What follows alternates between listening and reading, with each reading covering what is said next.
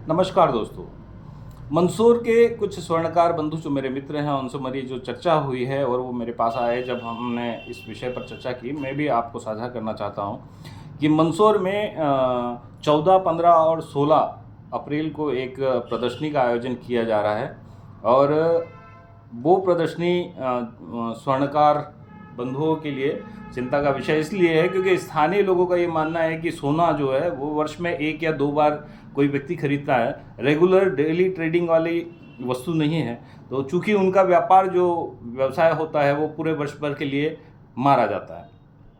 कोई भी प्रदर्शनी जो एक स्थान से दूसरे स्थान पर लगाई जाती है उसके लिए कुछ नियम होते हैं। यदि उन नियमों का उन्होंने पालन किया है तो वो प्रदर्शनी लगा सकते हैं, लेकिन यदि उन नियमों का पालन नहीं किया जाता है तो प्रशासनिक अधिकारी कहीं ना कहीं उसको रोक सकते हैं और स्थानीय लोगों को भी इस बात के लिए आवाज़ उठाना चाहिए।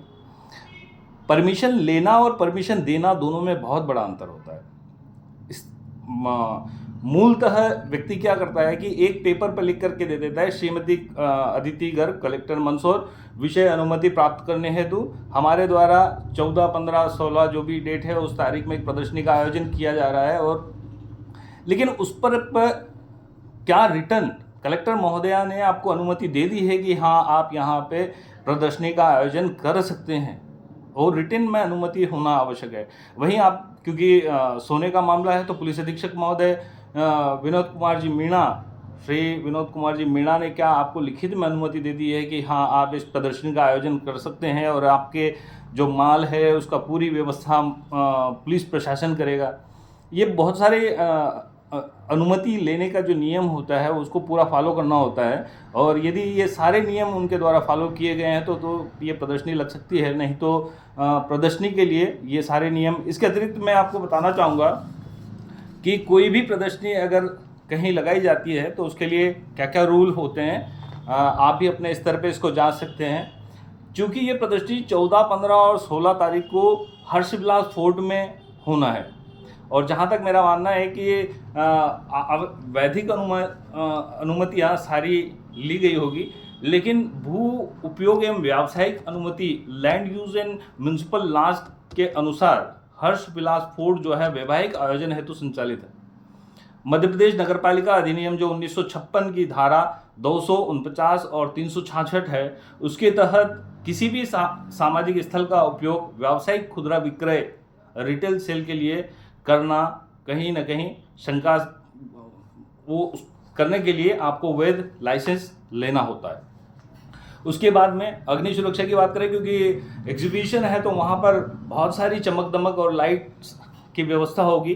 तो फायर सेफ्टी एक्ट क्या कहता है कि मध्य प्रदेश अग्निशमन की आपातकालीन सेवा अधिनियम 2013 की धारा 16 और 18 के तहत अस्थायी संरचनाओं हेतु पृथक से फायर फिटनेस सर्टिफिकेट अनिवार्य है।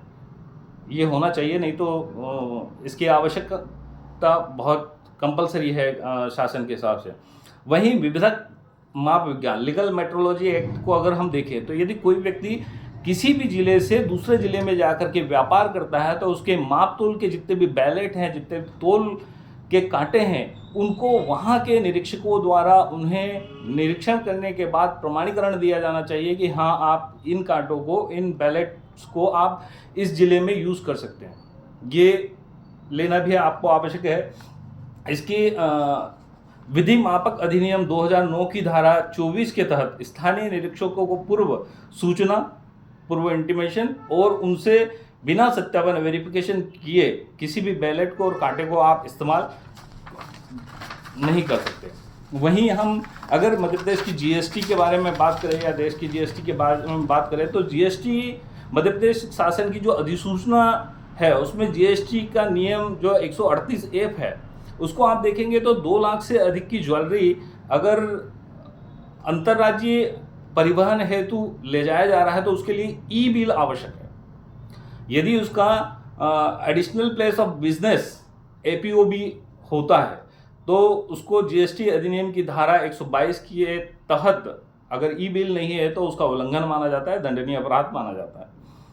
हॉलमार्किंग बिट्स एक्ट को अगर हम देखें तो बिट्स एक्ट की अधिनियम 2016 की धारा 14 और 15 को देखें तो बिना 6 डिजिट HUID हॉलमार्क के ज्वेलरी का प्रदर्शन विक्रय संज्ञेय अपराध माना जाता है। इसका पालन भी यदि प्रदर्शनी करती है तो उनको प्रदर्शनी लगाने का अधिकार होता है। नहीं तो ये सारे रूल जो अगर फॉलो नहीं किए जाते हैं तो प्रदर्शनी में लगाने के लिए एक क्वेश्चन मार्क लगता है। और दूसरा मैं आपको बताऊं कि मध्य प्रदेश राज्य सुरक्षा अधिनियम 1990 एवं पुलिस एक्ट की धारा 31 के तहत कोई भी उच्च मूल्य या व्यावसायिक आयोजन आपके द्वारा स्थानीय तौर पे किया जा रहा है तो उस जिले के पुलिस अधीक्षक की एक लिखित अनुमति कि हाँ आप जो आयोजन कर रहे हैं इसमें हम आपको अनुमति देते हैं, ये कंपलसरी है। और अगर ये ऐसा नहीं किया जाता है तो वो विचारणीय है पुलिस अधीक्षक महोदय के लिए भी। ये जितनी भी अनुमतियां हैं उन सभी अनुमतियों को आयोजकों को लेना होता है। यदि ये सारी अनुमतियां नहीं ली जाती है तो उस प्रदर्शनी पे बहुत सारे प्रश्न चिन्ह खड़े होते हैं और प्रशासन पे भी प्रश्न चिन्ह खड़े होते हैं कि स्थानीय स्वर्णकारों का व्यवसाय जो है वो वर्ष 2 वर्ष के लिए मारा जाता है यदि कोई इस प्रकार का आयोजन होता है। आपत्ति नहीं है, लेकिन अगर नियमों का पालन करते हैं तो लगा सकते हैं। इसमें अधिकृत शोरूम अगर आपका ज़िले में यहाँ पर नहीं है, जो अधिकृत शोरूम आपका नहीं है और फिर भी आप दूसरे ज़िले के शोरूम से अपनी ज्वेलरी को ला करके यहाँ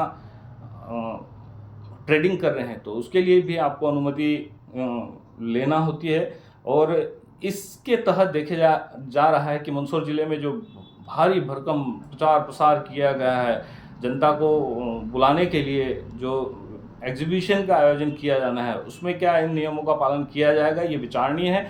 और यदि कुछ नेताओं को बुला करके उनको अच्छे अच्छे उपहार दे करके अगर आयोजन करवाना हो प्रदर्शनी का तो होता आया है, लेकिन कहीं ना कहीं नियमों का अगर उल्लंघन होता है तो मध्य प्रदेश के प्रशासन के साथ में मंदसौर के प्रशासन को भी ये संज्ञान लेना चाहिए और उक्त सारी अनुमतियों के बाद में ही प्रदर्शनी की अनुमति देना चाहिए। धन्यवाद।